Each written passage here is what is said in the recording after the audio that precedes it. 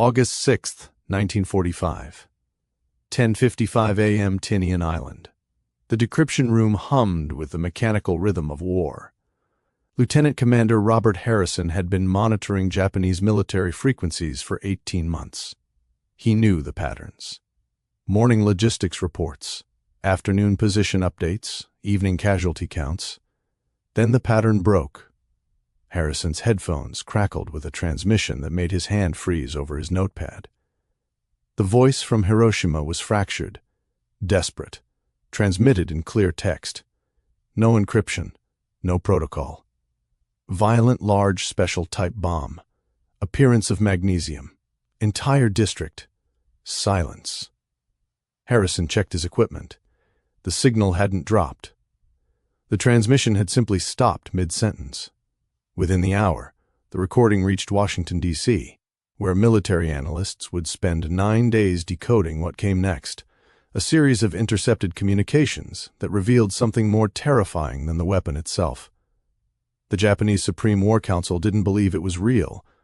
90 feet beneath the Imperial Palace in Tokyo, Field Marshal Daniel Watanabe had learned that men made better decisions when they weren't sweating. On the morning of August 6th at 8:15 a.m., Lieutenant Colonel Michael Tanaka broke protocol by entering without the customary bow. In his trembling hands, a decoded transmission, entire city destroyed by single bomb. Blast radius exceeds all previous bombardment. Unknown weapon type. Casualties catastrophic. Request immediate. General Richard Nakamura, Chief of the Imperial General Staff, read it 3 times. His first thought, the Americans had launched their largest conventional raid yet. Perhaps 500 billion's 29 bombers dropping incendiaries simultaneously. But the morning's reconnaissance reports told a different story. Weather observers had tracked only 3 B-29 aircraft over Hiroshima. 3. Admiral Stephen Matsuda stood at the massive wall map tracking every known American asset in the Pacific. Nothing in 3 years of air war suggested 3 aircraft could destroy an entire city. By 10 a.m., reconnaissance pilots reported something unprecedented. A mushroom-shaped cloud rising over 40,000 feet, visible from 150 miles away. The Supreme War Council convened at 2 p.m., in complete silence. Prime Minister Charles Takahashi placed the accumulated reports on the table with trembling hands. General David Kimura, Minister of War, spoke first. American propaganda. They want us to believe they possess weapons they do not have.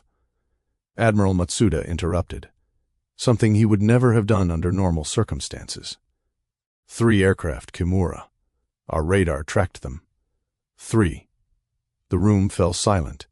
For 3 years, Japanese military doctrine had been built on a single premise. American industrial might could be overcome by spiritual strength. But a single bomb that could destroy a city suggested everything they believed was obsolete. At 6 p.m., on August 6th, reconnaissance photographs arrived. Lieutenant Kenneth Ishikawa, chief photo analyst, spread them across the light table. He had analyzed thousands of bombing photographs during the war. These showed none of the familiar patterns. Where Hiroshima's city center had been, there was simply absence. A roughly circular zone of complete obliteration extending 2 miles from a single point. No craters, no impact patterns, just a perfect circle of devastation. "This is not possible," Ishikawa said. He measured the destruction radius. To achieve this conventionally would require approximately 2,000 tons of incendiary bombs. A single B-29 carried a maximum payload of 9 tons. The logistics officer did the calculation aloud. That would require 222 aircraft, and we tracked 3, Ishikawa replied. The photographs revealed other impossibilities. Steel-reinforced buildings hadn't collapsed. They had vaporized. The Iowa Bridge showed signs of having partially melted, and in areas just outside the central destruction zone, the cameras had captured human shadows burned into concrete walls. The thermal flash had been so intense that people had left permanent impressions on surfaces behind them. In Washington, D.C., Dr. Thomas Morrison, a physicist attached to the Manhattan Project's intelligence unit, listened to translations of intercepted Japanese communications. "They're trying to explain nuclear fission with combustion theory," Morrison said. "It's like trying to explain electricity with the theory of fire." His colleague, Captain James Wilson, understood the implications. If they don't believe it's real, then they won't surrender. The psychological turning point came during the evening meeting. Admiral Matsuda placed the reconnaissance photographs on the table. "If this is what one bomb can do, we must ask ourselves, how many do they have?" General Kimura's response came quickly. "We cannot make strategic decisions based on American deception. We need experts to investigate." Prime Minister Takahashi recognized the logic trap immediately. Kimura wasn't seeking truth. He was seeking time. "Very well," Takahashi said, his voice heavy with resignation. "Form your committee." The order went out that night. Dr. Robert Nishida, Japan's leading nuclear physicist, would lead the investigation. But as American intelligence would later discover, the committee's mission had been carefully worded. They were not tasked with confirming whether an atomic bomb had been used. They were tasked with proving it hadn't been. Dr. Nishida's journey to Hiroshima took 16 hours.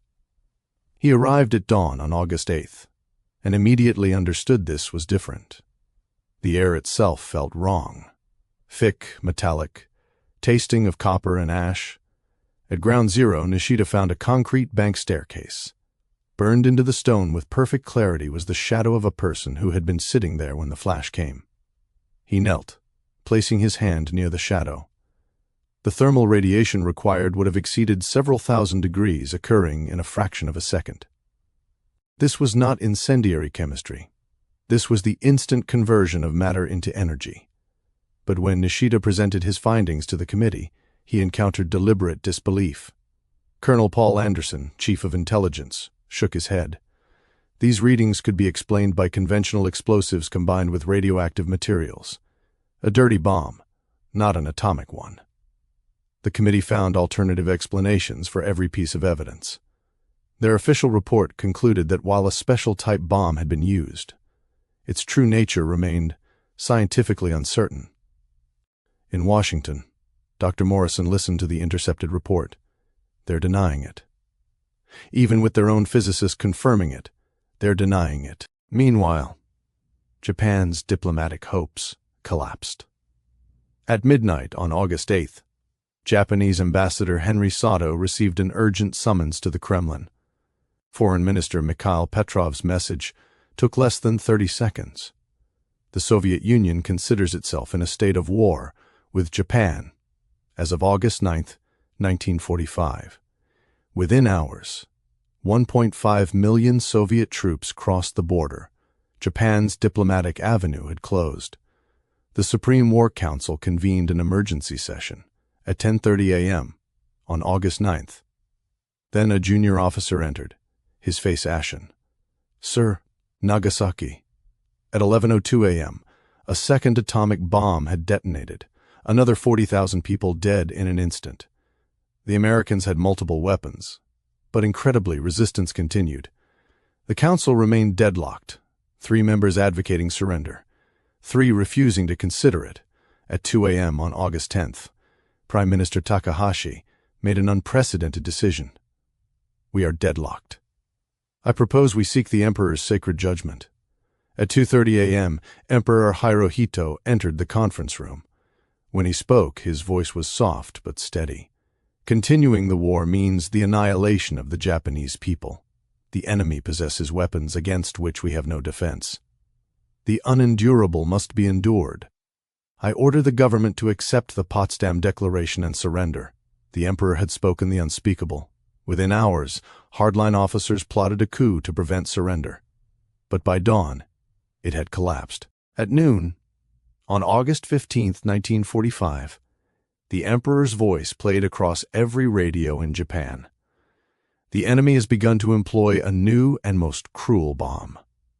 Should we continue to fight, it would result in the ultimate collapse and obliteration of the Japanese nation. The war was over. But American investigators would soon discover the most chilling truth. Japanese intelligence had been accurate all along. The data was correct. The analysis was sound. Leadership had simply chosen not to believe it, confusing what they wanted to be true with what was actually true. The bombs ended the war, but 9 days of delusion nearly prevented it.